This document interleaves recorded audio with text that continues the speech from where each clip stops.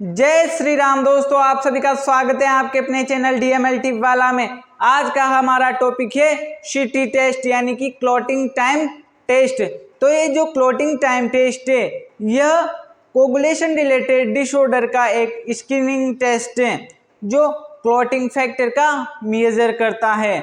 जो clotting time test है इसको BT यानी ब्लीडिंग टाइम टेस्ट के साथ परफॉर्म किया जाता है।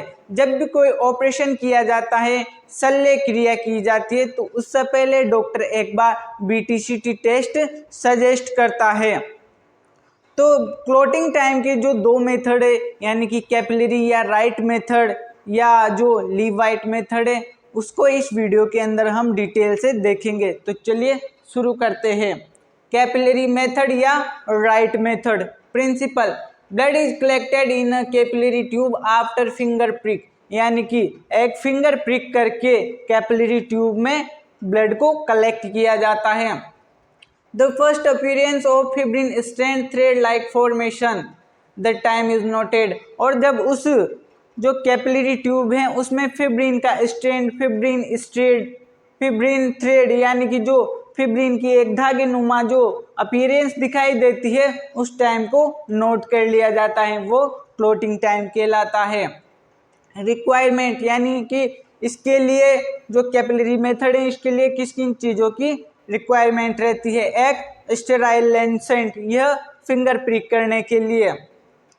अ कैपिलरी ट्यूब, इसकी लेंथ 10 से 15 सेंटीमीटर होती है और डायामीटर 1.5 mm होता है। एक कॉटन और स्प्रिट या 70% एल्कोहल।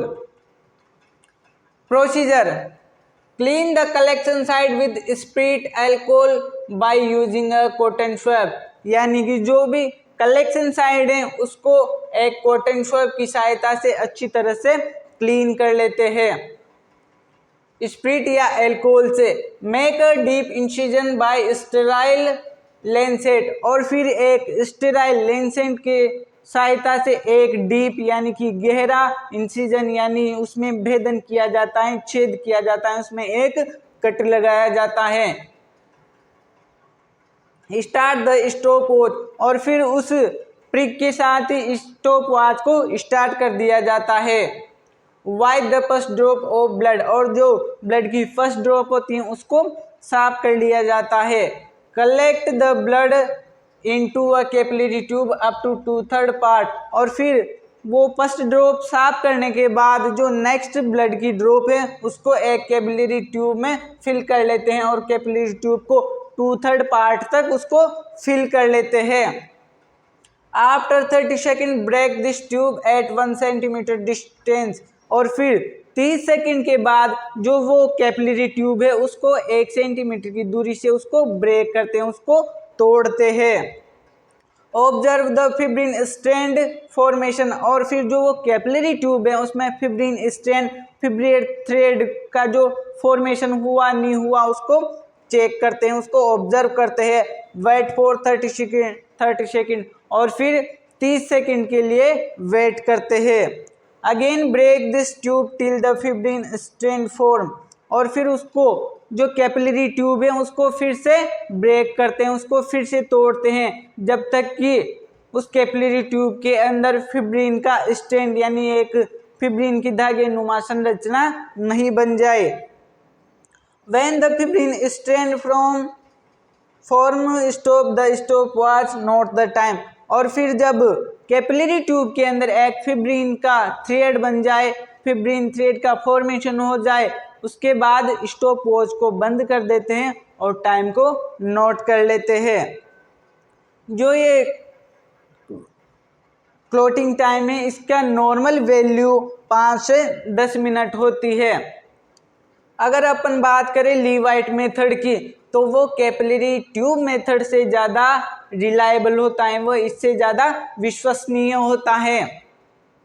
जहाँ पर वेन पंक्चर के द्वारा ब्लड कलेक्ट नहीं कर सकते वहाँ पर कैपिलरी मेथड का यूज किया जाता है, और जहाँ पर वेनस ब्लड कलेक्ट किया जा सकता है वहाँ पर लीवाइट मेथड का यूज कर लिया जाता है। तो चलिए अब देखते हैं लीवाइट method. Levite method principle. The venous blood is collected in a clean and dry test tube without anticoagulant.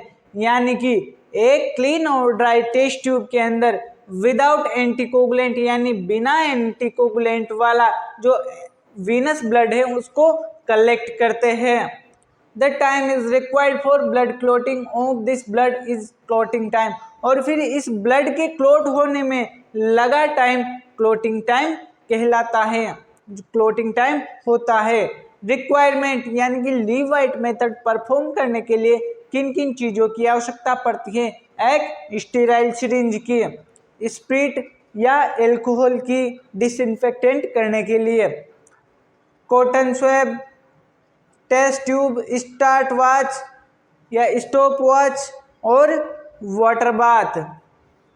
Procedure यानी कि लीवाइट मेथड कैसे परफॉर्म किया जाता है। Clean the collection site with spirit या alcohol by using a cotton swab. यानी कि एक कॉटन स्वैब के द्वारा स्प्रिट या अल्कोहल की सहायता से जो कलेक्शन साइड है उसको अच्छी तरह से क्लीन करते हैं, उसको डिसइंफेक्टेंट करते हैं। Collect about 2 to 3 ml of venous blood with the help of sterile syringe. और फिर एक स्टेराइल सिरिंज की सहायता से 2 से 3 ml वीनस ब्लड कलेक्ट कर लेते हैं। Start the stop watch. और फिर कलेक्शन के साथ ही जो स्टॉप वॉच है उसको स्टार्ट कर देते हैं। Fill 2 test tube with 1 ml of blood. और फिर 2 टेस्ट ट्यूब लेते हैं और उनके अंदर 1 ml जो वीनस ब्लड है उसको फिल कर देते हैं। Place test tube in the water bath at 37 degree centigrade. और फिर जो टेस्ट ट्यूब है उसको वाटर बाथ के अंदर 37 डिग्री सेंटीग्रेड पर रख देते हैं। Take 1 tube after 30 minute and tilt 845 degree angle to observe the blood clotting. और 3 मिनट के पश्चात एक टेस्ट ट्यूब को बाहर निकालते हैं और उसको 45 डिग्री के एंगल पर टिल्ट करते हैं यानी कि उसको टेढ़ा करते हैं और क्लोटिंग का ऑब्जर्वेशन करते हैं कि ब्लड क्लोट हुआ नहीं हुआ। If blood is not clotted again place in water bath. और यदि ब्लड क्लोट नहीं होता तो उसको फिर से जो वाटर बाथ है उसके अंदर रख देते हैं टेस्ट ट्यूब को। Check after 30 second 1 by 1। और फिर उसको वापस से हर 30 सेकेंड में निकालते हैं यानी 1 by 1 यानी कि पहले एक टेस्ट ट्यूब फिर दूसरी टेस्ट ट्यूब 1 by 1 करके उनको हर 30 सेकेंड में बाहर निकालते हैं और ऑब्जर्व करते हैं। When blood is clotted in first tube immediately check in the second tube। और फिर जब फर्स्ट ट्यूब के अंदर ब्लड क्लोट हो जाए तो फिर सेकंड ट्यूब को भी बाहर निकालते हैं और उसमें क्लोटिंग का ऑब्जर्वेशन करते हैं। Stop the stop watch. और फिर जो स्टॉप वॉच है उसको बंद कर देते हैं। Note the time. और फिर टाइम को नोट कर लेते हैं। जो ये टाइम होता है ये क्लोटिंग टाइम होता है। इसके क्या क्या एडवांटेज है। More accurate and standard method. ये जो कैपिलरी मेथड होता है उससे ज़्यादा एक्यूरेट और स्टैंडर्ड मेथड है। Test can be run with control. और इसमें कंट्रोल के टेस्ट के साथ कंट्रोल भी लगाया जा सकता है। तो दोस्तों ये थे आपके दोनों मेथड ब्लड ये क्लोटिंग टाइम के, एक तो कैपिलरी मेथड और दूसरा लीवाइट मेथड। यदि आपको टॉपिक समझ में आया हो, वीडियो अच्छी लगी हो तो लाइक करें, शेयर करें, चैनल को सब्सक्राइब करें। और इससे रिलेटेड यदि आपका कोई क्वेश्चन हो तो आप वो कमेंट बॉक्स में भी बता सकते हो। वीडियो के अंत तक बने रहने के लिए धन्यवाद। जय श्री राम, हर हर महादेव।